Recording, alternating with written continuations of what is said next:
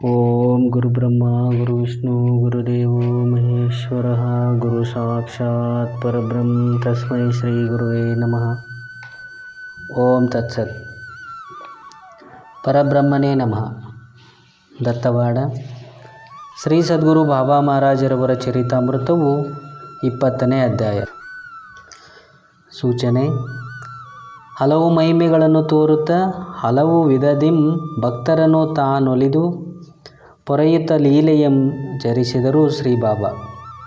ಬೋವಾಚಕ ಮಹಾಶಯರೇ, ಹಿಂದಿನ ಅಧ್ಯಾಯದಲ್ಲಿ ಶ್ರೀ ಬಾಬಾ ಮಹಾರಾಜರು ಅದ್ರಶಪ್ಪನವರಿಗೆ ಆಶೀರ್ವಾದ ಮಾಡಿ ಸಮಾಧಿಯನ್ನುಂಟು ಮಾಡಿದ್ದು, ಗೌರಾಂಬೆಯವರು ಅಕ್ಷಯ ಅನ್ನವ ಮಾಡಿ ಆಗಂತುಕರಿಗೆ ಉಣಬಡಿಸಿದ್ದು ಮತ್ತು ಶಿವಲಿಂಗೇಶ್ವರರನ್ನು ಪ್ರತ್ಯಕ್ಷ ಮಾಡಿಕೊಂಡು 5 ಮಲ್ಲಿಗೆ ಪುಷ್ಪಗಳನ್ನು ಪಡೆದದ್ದು, ಆ ಮಲ್ಲಿಗೆ ಪುಷ್ಪಗಳ ಫಲಿತಾಂಶವು ಸುಪುತ್ರಿವತಿಯಾಗುತ್ತಿ ಎಂದು ಗೌರಾಂಬೆಗೆ ಶ್ರೀಗಳವರು ತಿಳಿಸಿದ್ದು ಇತ್ಯಾದಿ ವಿಷಯಗಳನ್ನು ಶ್ರವಣ ಮಾಡಿದ್ದಿರಲ್ಲವೇ. ಮುಂದಿನ ಕಥಾಭಾಗವನ್ನು ಮನಗೊಟ್ಟಾಲಿಸಿರಿ.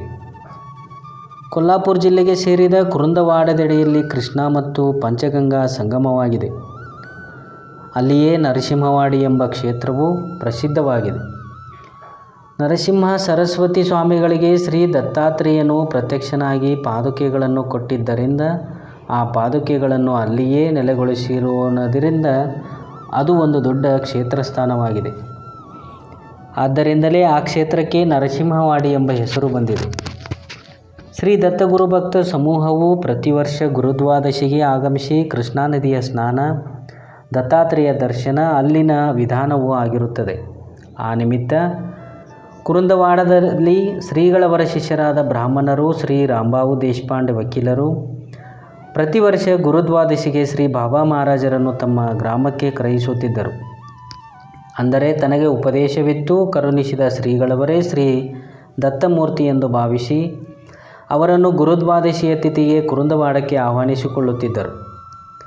ಹಾಗೆ ಆಹ್ವಾನಿಸಿಕೊಂಡು ಅವರ ಪಾದಪೂಜೆಯನ್ನು ವಿಧಾನೋಕ್ತ ಭಕ್ತಿಯಿಂದ ಮಾಡಿ ಅವರ ಮುಖದಿಂದ ಹಲವು ವೇದಾಂತ ವಿಷಯಗಳನ್ನು ಶ್ರವಣ ಮಾಡುತ್ತಿದ್ದರು. ಆ ಶ್ರವಣವನ್ನು ಕೇಳಿ ಶ್ರೀ ರಾಂಬಾವು ದೇಶಪಾಂಡೆಯವರು ಗುರುಪಾದಕ್ಕೆ ಶಕ್ತಿಯನುಸಾರ ದಕ್ಷಿಣೆಯನ್ನು ಸಮರ್ಪಿಸಿ ನನ್ನ ನಾಮರೆತು ಲೋಕಗಳನ್ನು ತಿರುಗುತ್ತಲೂಚ ನೀಚದ ಜನ್ಮಗಳನ್ನೆತ್ತುತ್ತ ಬಳಲುತ್ತಲಿರ್ಪ ನನ್ನನ್ನು ಉನ್ನತೋನ್ನತವಾದ ನಿಜಸುಖಿಯನ್ನು ಮಾಡಿದೆ, ಬ್ರಹ್ಮಭಾವದೊಳೆನ್ನುಳಿಸಿದೆ, ನಿನಗೆ ಜಯ ಜಯವೆಂಬೆ ಸದ್ಗುರುವೇ ಎಂದು ನುತಿಸುತ್ತಿದ್ದರು. ಇದೇ ರೀತಿಯಾಗಿ ಪ್ರತಿ ವರ್ಷ ಗುರುದ್ವಾದಶಿಗೆ ತನ್ನ ಜೀವಿತಾಪರ್ಯಂತ ನಡೆದುಕೊಂಡ ದೇಶಪಾಂಡೆಯವರು ಮಹಾಕೀರ್ತಿಶಾಲಿಗಳಾದ ವ್ಯಕ್ತಿಗಳು. ಇವರು ಶ್ರೀ ಬಾಬಾ ಮಹಾರಾಜರ ಕೃಪೆಯಿಂದ ಕೃತಕೃತ್ಯರಾದ ವಿಭೂತಿಗಳು. ಇವರ ಚಿರಂಜೀವಿಗಳಾದ ಶ್ರೀ ಕೃಷ್ಣ ಬಾಪು ದೇಶಪಾಂಡೆಯವರು ಶ್ರೀ ಬಾಬಾ ಮಹಾರಾಜರವರಲ್ಲಿ ಅತಿ ಭಕ್ತಿಯುಳ್ಳವರಾಗಿ ಕೃತಾರ್ಥರಾಗಿ ಹೋದರು. ಶ್ರೀ ಬಾಬಾ ಮಹಾರಾಜರನ್ನು ಈ ದೇಶಪಾಂಡೆಯವರಂತೆ ಮಿರಜ್, ಕೊಲ್ಲಾಪುರ್, ಬೆಳಗಾಂ, ಜಮಖಂಡಿ, ಇಂಗಳ, ಧಾರವಾಡ, ಬಳ್ಳಾರಿ ಮುಂತಾದ ಗ್ರಾಮಗಳಲ್ಲಿರುವ ಬ್ರಾಹ್ಮಣ ಭಕ್ತರು ತಮ್ಮ ತಮ್ಮ ಗ್ರಾಮಗಳಿಗೆ ಶ್ರೀಗಳವರನ್ನು ಆಹ್ವಾನಿಸಿಕೊಂಡು ಭಕ್ತಿಯಿಂದ ಪಾದಪೂಜೆಯನ್ನು ಮಾಡಿ ಸತ್ಕರಿಸಿ ನಮಸ್ಕರಿಸಿ ಕಳುಹಿಸುತ್ತಿದ್ದರು. ಚಿಕ್ಕೋಡಿಯಲ್ಲಿ ಉಪಾಧ್ಯಾಯರಾಗಿದ್ದ ಅದ್ರಶಪ್ಪನವರು ಸರ್ಕಾರದವರ ಅನುಮತಿಯ ಮೇರೆಗೆ ಬೈಲುಂಗಲ್ ತಾಲೂಕಿಗೆ ಸೇರಿದ ನೇಸರ್ಗಿ ಎಂಬ ಗ್ರಾಮಕ್ಕೆ ವರ್ಗಾಯಿಸಲ್ಪಟ್ಟರು. ಅದ್ರಶಪ್ಪನವರು ಆ ನೇಸರ್ಗಿಯಲ್ಲಿ ಭಕ್ತ ಜನರೋದ್ಧಾರಕ್ಕಾಗಿ ಶಿವಭಜನಾ ಸಪ್ತಾಹವನ್ನು ಏರ್ಪಡಿಸಿದರು. ಆ ಸಪ್ತಾಹದಲ್ಲಿ ಭಕ್ತ ಸಮೂಹಕ್ಕೆ ವೇದಾಂತ ವಿಷಯವನ್ನು ಪ್ರಬೋಧಿಸುವುದಕ್ಕಾಗಿ ದತ್ತವಾಡದ ತಮ್ಮ ಗುರುಗಳಾದ ಶ್ರೀಗಳವರನ್ನು ಅಲ್ಲಿಗೆ ಆಹ್ವಾನಿಸಬೇಕೆಂದು ಯೋಚಿಸಿದರು. ಹಾಗೆ ಯೋಚಿಸಿ ಆ ನೇಸರ್ಗಿ ಗ್ರಾಮದಲ್ಲಿ ಪ್ರಮುಖರಾದ ಗಾಣಿಗೇರ್ ಬಸಪ್ಪನವರು, ಚೋಬಾರಿ ಮಾಸ್ತರ್, ಲಿಂಗನಗೌಡ ಗ್ರಾಮಾಧಿಕಾರಿ ಇವರನ್ನು ಕೂಡಿಕೊಂಡು ಅದ್ರಶಪ್ಪನವರು ದತ್ತವಾಡಕ್ಕೆ ಪ್ರಯಾಣ ಹೊರಟರು. ದತ್ತವಾಡಕ್ಕೆ ಬಂದು ಅಲ್ಲಿ ಬ್ರಹ್ಮ ತೇಜೋಮೂರ್ತಿಯಾದ ಶ್ರೀ ಬಾಬಾ ಮಹಾರಾಜರನ್ನು ದರ್ಶಿಸಿ ನಮಸ್ಕರಿಸಿ ಈ ರೀತಿಯಾಗಿ ಭಿನ್ನವಿಸಿದರು. ಬೋ ಸದ್ಗುರು ಮೂರ್ತಿಯಾದ ಗುರುಪ್ರಭು, ನಾವು ನೇಸರ್ಗಿ ಗ್ರಾಮದಲ್ಲಿ ಶಿವಭಜನಾ ಸಪ್ತಾಹವನ್ನು ತಮ್ಮ ಆಶೀರ್ವಾದದಿಂದ ಪ್ರಾರಂಭಿಸಬೇಕೆಂದಿದ್ದೇವೆ. ತಮ್ಮ ಪವಿತ್ರ ಪಾದಗಳು ನಮ್ಮ ಗ್ರಾಮವನ್ನು ಪಾವನಗೊಳಿಸಬೇಕೆಂದು ಪ್ರಾರ್ಥಿಸುತ್ತೇವೆ ಎಂದು ನೇಸರ್ಗಿ ಗ್ರಾಮಾಧಿಕಾರಿಗಳಾದ ಲಿಂಗನಗೌಡರು ನುಡಿದರು. ನಂತರ ಗಾಣಿಗೇರ್ ಬಸಪ್ಪನವರು ಚೋಬಾರಿ ಮಾಸ್ತರರು, ಹೇ ಗುರುನಾಥನೇ, ಆ ನೇಸರ್ಗಿಯಲ್ಲಿ ತಮ್ಮ ಪ್ರಿಯ ಶಿಷ್ಯರಾದ ಈ ಅದ್ರಶಪ್ಪನವರು ಮಾಸ್ತರರಾಗಿ ಬಂದು ನಮ್ಮ ಗ್ರಾಮೋದ್ಧಾರದ ದಿಶೆಯಿಂದ ಶಿವಭಜನಾ ಸಪ್ತಾಹವನ್ನು ಏರ್ಪಡಿಸಿರುತ್ತಾರೆ. ಆ ಕಾರ್ಯಭಾಗವೆಲ್ಲವೂ ಅದ್ರಶಪ್ಪನವರ ಪ್ರೇಮೋತ್ಸಾಹದಿಂದಲೇ ಜರುಗುವುದಾಗಿದೆ. ತಮ್ಮ ಘನಪಾದಗಳು ನೇಸರ್ಗಿಗೆ ದಯಮಾಡಿಸಿದರೆ ಅಲ್ಲಿನ ಭಕ್ತರೆಲ್ಲರೂ ಕೃತಾರ್ಥರಾಗುತ್ತಾರೆ, ಅವಶ್ಯ ದಯಮಾಡಿಸಬೇಕು ಎಂದು ಬೇಡಿಕೊಂಡರು. ಶ್ರೀಗಳವರು ಅವರನ್ನು ಕುರಿತು, ಎಲೆ ಭಕ್ತರೇ, ನೀವು ಮಾಡುವ ಶಿವಭಜನಾ ಸಪ್ತಾಹವು ಗ್ರಾಮೋದ್ಧಾರ ಮಾತ್ರವೇ ಅಲ್ಲ, ಜಗದೋದ್ಧಾರಕವಾಗಿದೆ. ನಾವು ಅಲ್ಲಿಗೆ ಬರುತ್ತೇವೆಂದು ಹೇಳಿದರು. ಅಲ್ಲದೆ ಆಗಲೇ ನೇಸರ್ಗಿಗೆ ಹೊರಟರು. ಇತ್ತ ನೇಸರ್ಗಿಯಲ್ಲಿ ಮಹಾರಾಜರು ಬರುತ್ತಾರೆಂಬ ಸುದ್ದಿಯನ್ನು ಕೇಳಿ ಜನರು ಭವ್ಯವಾದ ಮಂಟಪವನ್ನು ತಯಾರಿಸಿದರು. ಶ್ರೀಗಳವರು ನೇಸರ್ಗಿಗೆ ಬಂದ ಕೂಡಲೇ ಅವರನ್ನು ಭಜನಾ ಮೇಳದವರೊಡಗೂಡಿ ಮಹಾರಾಜರನ್ನು ಎದುರುಗೊಂಡು ಮಂಟಪದೆಡೆಗೆ ಬಂದು ಅಲ್ಲಿ ಅಗ್ರಾಸನದ ಮೇಲೆ ಶ್ರೀಗಳನ್ನು ಕೂಡಿಸಿ ಸರ್ವರೂ ಸಾಷ್ಟಾಂಗ ನಮಸ್ಕಾರಗಳನ್ನು ಮಾಡಿದರು. ನಂತರ ಶಿವಭಜನಾ ಸಪ್ತಾಹ ಕಾರ್ಯಗಳು ನಡೆಯಲಾರಂಭಿಸಿದವು. ಮಹಾರಾಜರು ದತ್ತವಾಡದಿಂದ ನೇಸರ್ಗಿ ಗ್ರಾಮಕ್ಕೆ ಬಂದಿರುವರೆಂಬ ಸುದ್ದಿಯನ್ನು ಕೇಳಿ ಅಕ್ಕಪಕ್ಕ ಗ್ರಾಮದ ಜನರು ಕಿಕ್ಕಿರಿದು ಸೇರಿದರು. ಅಲ್ಲಿಗೆ ಅನೇಕ ಜನ ವಿದ್ವಾಂಸರು, ಕೀರ್ತನಕಾರರು ಆಗಮಿಸಿದ್ದರು. ಶ್ರೀಗಳವರು ವಿದ್ಯಾ ವಿಷಯದಲ್ಲಿ 7 ದಿವಸಗಳು ಪ್ರವಚನವನ್ನು ಮಾಡಿ ಸರ್ವರ ಸಂದೇಹಗಳನ್ನು ಬಿಡಿಸಿ ಸ್ವರೂಪ ಸಾಕ್ಷಾತ್ಕಾರವನ್ನುಂಟು ಮಾಡಿಸಿದರು. ಅಂತೂ ಸಪ್ತಾಹದ ಕಾರ್ಯಕ್ರಮವು ಬಹು ಯಶಸ್ವಿಯಿಂದ ನಡೆಯುತ್ತಿತ್ತು. ಕೊನೆಯ ದಿವಸ ಮಹಾ ಆರಾಧನೆಯನ್ನು ಜರುಗಿಸಿದರೂ ಮಾಡಿದ ಅಡುಗೆಯೂ ಕೊರತೆಯಾಯಿತು. ಊಟ ಮಾಡುವ ಜನರು ತಂಡವಾಗಿ ಹಾಗೇ ಉಳಿದಿದ್ದರು. ಅಡುಗೆಯು ಮಾತ್ರ 100 ಜನರಿಗೆ ಸಾಕಾಗುವಷ್ಟಿತ್ತು. ಅಲ್ಲಿನ ಪ್ರಮುಖರೆಲ್ಲರೂ ಚಿಂತಾಕ್ರಾಂತರಾಗಿ ಇಂತಿಷ್ಟು ಜನರಿಗೆ ಪುನಃ ದವಸ ಧಾನ್ಯವನ್ನು ಕೂಡಿಸಿ ಅಡುಗೆಯನ್ನು ಮಾಡಿ ನೀಡುವುದಾದೀತೆ? ಪರಸ್ಥಳದಿಂದ ಬಂದವರು ಅನೇಕರಿರುತ್ತಾರೆ. ಈ ಸಂದರ್ಭದಲ್ಲಿ ಪರಸ್ಥಳದವರನ್ನು ಊಟ ಮಾಡಿಸದೆ ಕಳುಹಿಸುವುದು ಯೋಗ್ಯವಲ್ಲ. ಇದಕ್ಕೇನು ಮಾಡಬೇಕೆಂದು ಪ್ರಮುಖರಾದವರು ಯೋಚನಾ ಪ್ರವಾಹದಲ್ಲಿ ತೇಲಿ ಹೋಗುತ್ತಿದ್ದರು. ಸರ್ವಜ್ಞರಾದ ಶ್ರೀ ಬಾಬಾ ಮಹಾರಾಜರು ತಾವು ಕುಳಿತ ಸ್ಥಾನದಿಂದೆದ್ದು ಭೋಜನ ಶಾಲೆಯ ಬಳಿಗೆ ಬಂದು ಅಲ್ಲಿರುವ ಪ್ರಮುಖರನ್ನು ಕುರಿತು, ಇಲ್ಲಿನ ಕಾರ್ಯಕ್ರಮವು ಸಾಂಗವಾಗಿ ಜರುಗುತ್ತಿದೆಯೇ ಎಂದು ಕೇಳಿದರು. ಶ್ರೀಗಳವರ ಪ್ರಶ್ನೆಗೆ ಪ್ರತ್ಯುತ್ತರವನ್ನು ಕೊಡದೆ ಮುಖವನ್ನೊಣಗಿಸಿಕೊಂಡು ನೆಲವನ್ನು ನೋಡುತ್ತಿದ್ದರು. ಅದ್ರಶಪ್ಪನವರು ಮಾತ್ರ ಶ್ರೀಗಳವರಿಗೆ ಅನ್ನವು ಕೊರತೆಯಾಗಬಹುದೆಂಬ ಸಂಗತಿಯನ್ನು ತಿಳಿಸಿದರು ಮತ್ತು ತಮ್ಮ ಕೃಪೆಯಾಗಬೇಕೆಂದು ಪ್ರಾರ್ಥಿಸಿದರು.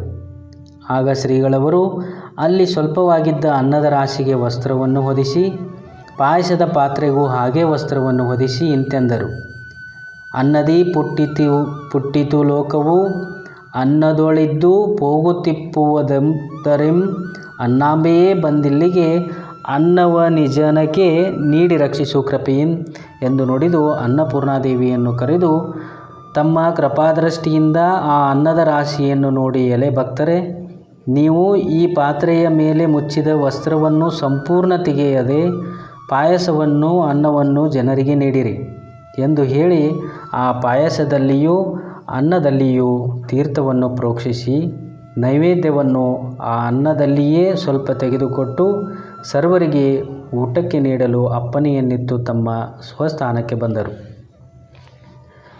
ಆ ಪ್ರಮುಖ ಭಕ್ತರು ಊಟಕ್ಕೆ ಕುಳಿತ ಜನರಿಗೆಲ್ಲ ನೀಡುತ್ತಾ ಬಂದರು. ಎಷ್ಟು ಜನರು ಬಂದು ಊಟ ಮಾಡಿದರೂ ಅನ್ನದ ರಾಶಿಯು ತಗ್ಗಲೇ ಇಲ್ಲ. ಮೊದಲು ಎಷ್ಟು ಅನ್ನವಿತ್ತು ಅಷ್ಟೇ ಇತ್ತು. ಮರುದಿನ ಮಧ್ಯಾಹ್ನದವರೆಗೂ ನೀಡಿದರೂ ಊಟಕ್ಕಾಗಿಯೂ ಸಪ್ತಾಹಕ್ಕಾಗಿಯೂ ಬಂದಿರುವ ಜನರೆಲ್ಲರೂ ಹೊರಟು ಹೋದರು. ಅನ್ನವು ಮಾತ್ರ ಹಾಗೆ ಬಿಸಿ ಬಿಸಿಯಾಗಿತ್ತು. ಈ ಅದ್ಭುತವಾದ ಮಹಿಮೆಯು ಶ್ರೀಗಳವರದೆಂದು ತಿಳಿದು ಆಶ್ಚರ್ಯ ಹೊಂದಿದರು. ನಂತರ ಶ್ರೀಗಳವರು ತಾವು ತೆಗೆದಿಟ್ಟ ನೈವೇದ್ಯದ ಅನ್ನವನ್ನು ಸರ್ವರಿಗೂ ಹಂಚಿಕೊಟ್ಟರು. ನಂತರ ಸಪ್ತಾಹದ ಕಾರ್ಯವು ಕೊನೆಗೊಂಡಿತು. ಅಲ್ಲಿನ ಜನರು ಅನ್ನವಂ ಕೊಟ್ಟು ಅಮೃತೋಪದೇಶವನ್ನೀಯುವ ಮೂರ್ತಿಯು ಶ್ರೀ ಬಾಬಾ ಮಹಾರಾಜರು, ಅಂದರೆ ಭಕ್ತಿ ಮುಕ್ತಿಗಳನ್ನಿತ್ತು ಕಾಪಾಡುವ ಮೂರ್ತಿಯೇ ಈ ಬಾಬಾ ಮಹಾರಾಜರೆಂದು ಕೊಂಡಾಡಿ ಅವರ ಕೃಪೆಗೆ ಪಾತ್ರರಾಗಿ ಧನ್ಯರಾದರು. ಶ್ರೀಗಳವರು ಸರ್ವರಿಗೆ ಆಶೀರ್ವಾದಿಸಿ ದತ್ತವಾಡಕ್ಕೆ ಹಿಂದಿರುಗಿದರು. ಕೆಲವು ದಿವಸಗಳಾದ ನಂತರ ನೇಸರಿಗೆಯಲ್ಲಿ ಶಾಲಾ ಮಾಸ್ತರರಾದ ಅದೃಶ್ಯಪ್ಪನವರು ಸರ್ಕಾರದವರ ಅನುಮತಿಯ ಮೇರೆಗೆ ಬೈಲೊಂಗಲ್ ತಾಲೂಕು ಹಿರೇಬಾಗೇವಾಡಿ ಎಂಬ ಗ್ರಾಮಕ್ಕೆ ವರ್ಗಾಯಿಸಲ್ಪಟ್ಟರು. ಕರುವನ್ನು ನೆನೆಸಿಕೊಂಡು ಗೋವು ಬರುವಂತೆ ಶ್ರೀಗಳವರು ಅದೃಶ್ಯಪ್ಪನವರನ್ನು ನೆನೆಸಿಕೊಂಡು ಹಿರೇಬಾಗೇವಾಡಿಗೆ ಬಂದರು. ಶ್ರೀಗಳವರ ಜೊತೆಯಲ್ಲಿ ಲಿಂಗನಗೌಡರ ಪಾಟೀಲು, ಅಲ್ಲಿನಾಯಕ್ ಫಕ್ಕೀರಪ್ಪ, ಸಿದ್ಧಲಿಂಗ ಶೆಟ್ಟರು, ಮಲ್ಲೇಶ ಶೆಟ್ಟರು, ಸಂಬಗಾಂವ್ ಇವರು ಬಂದಿದ್ದರು. ಅಲ್ಲಿ ಶ್ರೀಗಳವರು ಅದೃಶ್ಯಪ್ಪನವರನ್ನು ಕಂಡರು. ಆ ಅದೃಶ್ಯಪ್ಪನವರು ನನ್ನ ಗುರುಮೂರ್ತಿಯು ಆಗಮಿಸಿದನೆಂದು ಸಂತೋಷದಿಂದ ಅವರ ಊಟೋಪಚಾರದ ಸೇವೆಗಳನ್ನು ಮಾಡಿದರು ಮತ್ತು ವೇದಾಂತದ ವಿಷಯದ ಬಗ್ಗೆ ಶ್ರೀಗಳವರ ಉಪದೇಶವೂ ನಡೆಯಿತು. ಆ ಗ್ರಾಮದಲ್ಲಿ ಬಸನಗೌಡ ಅಂಕಲಿಗೆ ಎಂಬಾತನು ಮಹಾರಾಜರ ಕೀರ್ತಿಯ ಮಹಿಮಾ ವಿಶೇಷಗಳನ್ನು ಕೇಳಿ ಶ್ರೀಗಳ ಎಡೆಗೈದು ಭಕ್ತಿಯಿಂದ ನಮಸ್ಕರಿಸಿ, ಭೋ ಸದ್ಗುರುದೇವ, ತಮ್ಮ ಪವಿತ್ರ ಮೃದುಪಾದಗಳು ನನ್ನ ಸದನಕ್ಕೆ ದಯಮಾಡಿಸಬೇಕೆಂದು ವಿನಮ್ರತೆಯಿಂದ ಕೇಳಿಕೊಂಡನು. ಭಕ್ತೋದ್ಧಾರ ಮೂರ್ತಿಗಳಾದ ಮಹಾರಾಜರು ಆ ಬಸನಗೌಡರ ಮನೆಗೆ ಬರುತ್ತೇವೆಂದು ಹೇಳಿ ಆ ಗೌಡನ ಮನೆಗೆ ಬಂದರು. ಆಗ ಬಸವನಗೌಡನು ಕುಟುಂಬ ಸಹಿತ ಶ್ರೀಗಳವರ ಪಾದಾರವಿಂದಗಳನ್ನು ಪೂಜಿಸಿ ಫಲತಾಂಬೂಲಾದಿಗಳನ್ನು ಮುಂದಿಟ್ಟು ಇಂತೆಂದನು: ಸುತನಿಲ್ಲದವನಿಗೆ ಸದ್ಗತಿ ಇಲ್ಲವೆನ್ನುವ ಶ್ರುತಿವಾಕ್ಯವಿವುದು. ನಾನು ಬಹುಪಾಪಿ, ಸಂತತಿ ತೋರು ನನಗೆ ಗುರುವರ್ಯ. ಹಲವು ದೇವರುಗಳಿಗೆ ಹಲವು ವ್ರತಗಳ ಮಾಡಿ ಬಳಲಿ ಬೆಂಡಾಗಿ ನಿಂತಿರುವೆ. ನೆನಗಿನಿ ನೊಲಿದು ಸಂತಾನ ಕರುಣಿಪುದು. ಕಂದನಂ ಕರುಣಿಸುವ ತಂದೆ ನೀನೆಂದಾನು. ಬಂದೆನ್ನಿನ್ನೆಡೆಗೆ ಕರುಣಿಪುದು ದೇವ ನೀನೆಂದು ಶರಣಕ್ಕೆ ನಮಿಸಿದನು ಎಂದು ಪುತ್ರ ಫಲವನ್ನು ಅನುಗ್ರಹಿಸಬೇಕೆಂದು ಕೇಳಿಕೊಂಡನು. ಅದಕ್ಕೆ ಶ್ರೀಗಳವರು, ಎಲೆ ಭಕ್ತನೇ, ನಿಮ್ಮ ಗ್ರಾಮದಲ್ಲಿರುವ ಅದೃಶ್ಯಪ್ಪನು ಸಾಮಾನ್ಯ ಮನುಜ ಮಾತ್ರದವನಲ್ಲ, ಮಹಾಶಿವಯೋಗಿಯಾಗಿರುತ್ತಾನೆ. ಆತನ ಕೃಪೆಯಿಂದಲೇ ನಿನಗೆ 1 ವರ್ಷದ ಒಳಗೆ ಪುತ್ರ ಸಂತಾನವಾಗುತ್ತದೆ. ಅವನಿಗೆ ಬಾಬಾ ಎಂದು ಹೆಸರನ್ನು ಇಡತಕ್ಕದ್ದು. ಚಿಂತಿಸಬೇಡ ಎಂದು ಬಸನಗೌಡರಿಗೆ ತಿಳಿಸಿ ಆತನ ಕುಟುಂಬಕ್ಕೆ ನಾರಿಕೆಗಳ ಫಲವನ್ನು ಆಶೀರ್ವದಿಸಿ ಉಡಿ ತುಂಬಿದರು. ನಂತರ ಬಾಬಾ ಮಹಾರಾಜರು ದತ್ತವಾಡಕ್ಕೆ ಹೊರಟರು. ಬಸನಗೌಡರು ಶ್ರೀಗಳವರು ತಿಳಿಸಿದ ಪ್ರಕಾರ ಅದೃಶ್ಯಪ್ಪನವರು ಶಿವಯೋಗಿಗಳೆಂದರಿತು ಇವರ ಸೇವೆಯಲ್ಲಿ ತೊಡಗಿದರು. ಶ್ರೀ ಬಾಬಾ ಮಹಾರಾಜರು ಹೇಳಿದ ಪ್ರಕಾರ ಆ ಬಸನಗೌಡರ ಪತ್ನಿಯು ಗರ್ಭವನ್ನು ಧರಿಸಿ 1 ವರ್ಷದೊಳಗೆ ಗಂಡು ಕೂಸನ್ನು ಹೆತ್ತಳು. ಬಸನಗೌಡರಿಗೆ ಪರಮಾನಂದವಾಯಿತು. ಅದೃಶ್ಯಪ್ಪನವರಿಂದ ಪುತ್ರನಿಗೆ ಶ್ರೀಗಳವರ ಹೇಳಿಕೆಯಂತೆ ಬಾಬಾ ಎಂದು ಹೆಸರನ್ನಿಡಿಸಿದರು. ಆ ಬಾಬಾನು ದಿನೇ ದಿನೇ ಯಾವ ರೋಗಾದಿಗಳಿಲ್ಲದೆ ಬೆಳೆದು ವಿದ್ಯಾವಂತನಾಗಿ ಈಗ ಬಾಬಾಗೌಡರು ಪಾಟೀಲ್ ಎಂಬ ಹೆಸರಿನಿಂದ ಡಾಕ್ಟರರೂ ಆಗಿ ಬಾಗೇವಾಡಿಯಲ್ಲಿ ದವಾಖಾನೆ ಇಟ್ಟಿರುತ್ತಾರೆ. ಅದೃಶ್ಯಪ್ಪನವರು ಆ ಹಿರೇಬಾಗೇವಾಡಿಯಲ್ಲಿಯೇ ಉಪಾಧ್ಯಾಯರಾಗಿ ಕೆಲಸ ಮಾಡುತ್ತಿದ್ದರು. ಅವರು ಯಾವಾಗಲೂ ಶ್ರೀ ಮಹಾರಾಜರನ್ನು ನುತಿಸುತ್ತಿದ್ದರು. ಶ್ರೀಗಳವರಲ್ಲಿ ಭಕ್ತಿಯು ಅದೃಶ್ಯಪ್ಪನವರ ಹೃದಯದಲ್ಲಿ ಬೆಟ್ಟದಂತೆ ಬೆಳೆದಿತ್ತು. ಒಮ್ಮೊಮ್ಮೆ ಅವರು ಗುರುಧ್ಯಾನದಲ್ಲಿ ಮೈಮರೆತು ಕುಳಿತುಕೊಳ್ಳುತ್ತಿದ್ದರು. ಒಂದು ದಿವಸ ಶಾಲಾ ಬಾಲಕನು ಮನೋಹರವಾದ ಪುಷ್ಪಗಳನ್ನು ತಂದು ಅದೃಶ್ಯ ಶಿವಯೋಗಿಗಳಿಗೆ ಕೊಟ್ಟನು. ಆ ಪುಷ್ಪಗಳ ಅಂದಚಂದ ಸುವಾಸನೆಯನ್ನು ಅದೃಶ್ಯ ಶಿವಯೋಗಿಗಳು ಕಂಡು, ಆಹಾ, ಈ ಪುಷ್ಪಗಳು ಎಷ್ಟು ಮನೋಹರವಾಗಿವೆ, ಇವನ್ನು ತಪ್ಪದೇ ನನ್ನ ಗುರುಮೂರ್ತಿಯಾದ ಶ್ರೀಗಳವರಿಗೆ ಮುಟ್ಟಿಸಬೇಕು, ದತ್ತವಾಡಕ್ಕೆ ಹೋಗಿ ಈ ಹೂಗಳನ್ನು ಕೊಟ್ಟು ಬರಬೇಕು ಎಂದು ಆ ಪುಷ್ಪಗಳನ್ನು ಹಾಗೆ ಕೈಯಲ್ಲಿ ಪಿಡಿದು ದತ್ತವಾಡಕ್ಕೆ ಹೋಗುವ ದಾರಿಯನ್ನು ಹಿಡಿದು ಮೈಮರೆತು ಓಡಲಾರಂಭಿಸಿದರು. ದತ್ತವಾಡಕ್ಕೂ ಬಾಗೇವಾಡಿಗೂ ಸುಮಾರು 70-80 ಮೈಲು ದೂರವಿರುತ್ತದೆ. ಹಗಲೆಲ್ಲ ಓಡಿದರೂ ಆ ದಿನವೂ ದತ್ತವಾಡಕ್ಕೆ ಮುಟ್ಟುವುದುಂಟೆ? ಅದೃಶ್ಯ ಶಿವಯೋಗಿಗಳಿಗೆ ಅದರ ಪರಿವೇ ಇಲ್ಲ. ಭಕ್ತಿಯ ಭರದಿಂದ ಓಡುವುದೊಂದೇ ಕೆಲಸವಾಗಿತ್ತು. ಸರ್ವಜ್ಞ ಮೂರ್ತಿಯಾದ ಶ್ರೀ ಬಾಬಾ ಮಹಾರಾಜರು ಭಕ್ತನು ಓಡಿ ಬರುವುದನ್ನು ದತ್ತವಾಡದಲ್ಲಿಯೇ ತಿಳಿದು ತನ್ನ ಮಹಿಮೆಯಿಂದ ಅಲ್ಲಿ ಅದೃಶ್ಯವಾಗಿ ಇಲ್ಲಿ ಅದೃಶ್ಯ ಶಿವಯೋಗಿಯು 2 ಪರ್ಲಾಂಗಗಳು ದೂರ ಓಡಿ ಬಂದಿರಲು ಅವನಿಗೆ ಎದುರಾಗಿ ಬರುತ್ತಿದ್ದರು. ಶ್ರೀಗಳವರು ಅದೃಶ್ಯಪ್ಪ ಭಕ್ತೋತ್ತಮನೇ ಎಂದು ಕೂಗಿದರು. ಆಗ ಅದೃಶ್ಯ ಶಿವಯೋಗಿಗಳಿಗೆ ದೇಹದ ಮೇಲೆ ಬಾಣವಾಗಿ ತನ್ನಂ ಕೂಗುತ್ತಿರುವ ಗುರುಮೂರ್ತಿಯನ್ನು ಕಂಡು ಪುಷ್ಪಗಳನ್ನು ಅವರ ಪಾದಗಳಲ್ಲಿಟ್ಟು ನಮಸ್ಕರಿಸಿ, ಇದೇನು ಗುರುನಾಥನೇ, ನಾನು ತಮಗೆ ಈ ಪುಷ್ಪಗಳನ್ನು ಸಮರ್ಪಿಸಲು ದತ್ತವಾಡಕ್ಕೆ ಬರುತ್ತಿದ್ದೆನು. ತಾವು ಎತ್ತ ಕಡೆಯಿಂದ ಇಲ್ಲಿಗೆ ಬಂದಿರಿ, ನನಗೆ ಪರಮಾಶ್ಚರ್ಯವಾಗುತ್ತಿದೆ ಎಂದು ಹೇಳಿದರು. ಅದಕ್ಕೆ ಶ್ರೀಗಳವರು, ನಾನು ನಿನ್ನ ಬಳಿಗೇ ಬರಬೇಕೆಂದು ಬರುತ್ತಿದ್ದೆನು. ಈ ಪುಷ್ಪಗಳು ಬಹು ಅಂದಚಂದವಾಗಿವೆ. ನಿನ್ನ ಭಕ್ತಿಗೆ ಆಳವೇ ಇಲ್ಲ ಎಂದು ನುಡಿದು ಆ ಪುಷ್ಪಗಳನ್ನು ಕೈಯಲ್ಲಿ ತೆಗೆದುಕೊಂಡರು. ಕೂಡಲೇ ಅಲ್ಲಿಯೇ ಅದೃಶ್ಯರಾದರು. ಅದೃಶ್ಯ ಶಿವಯೋಗಿಗಳು ಶ್ರೀಗಳವರು ಪುಷ್ಪಗಳನ್ನು ತೆಗೆದುಕೊಂಡು ಅದೃಶ್ಯರಾದದ್ದನ್ನು ಕಂಡು ಪರಮಾಶ್ಚರ್ಯ ಹೊಂದಿದರು ಮತ್ತು ಹೀಗೆ ನುತಿಸಿದರು. ಓಹೋ ಸದ್ಗುರುವರ್ಯ, ಸ್ನೇಹಿತ ನೊಲಿಲಿಗೈದು ಸಂತಸದಿಂ ರೂಹುಂ ತೋರಿಸಿ ಕೂಡಲೇ ರೂಹುಂ ಮರೆ ಮಾಡಿಕೊಂಡು ಪೋದೆಯ. ಆಹಾ, ವಾರ್ಜದ ನೆಪದಿಂದ ದಾರಿಗೈದರಾಗೈದು ತೋರಿ ರೂಪವನ್ನು ತಕ್ಷಣವೇ ನೀನಾಮ ದಾರಿಯಲ್ಲಿ ಪೋದೆ ಸದ್ಗುರುವೇ. ಮಾಯಾರಹಿತನು ನೀನು, ಮಾಯವಾಗುವುದೆಂತು? ಜೀಯ ನೀನಿಲ್ಲಿ ತೇಜದಿಂದಿರುತ್ತಿರುವ ಕಾಯವನ್ನು ತೋರಿ ಪೋದೆಲ್ಲಿ? ಗಾರುಡಿಗಳೊಳಗೆಲ್ಲ ಮೀರಿರುವ ಗಾರುಡಿವಿ ಚಾರಿಸಲು ನೀನು, ನಿನ್ನ ಗಾರುಡಿತನಕ್ಕೆ ಪಾರಮಾರ್ಥಿಕವೇ ಫಲವಕ್ಕು.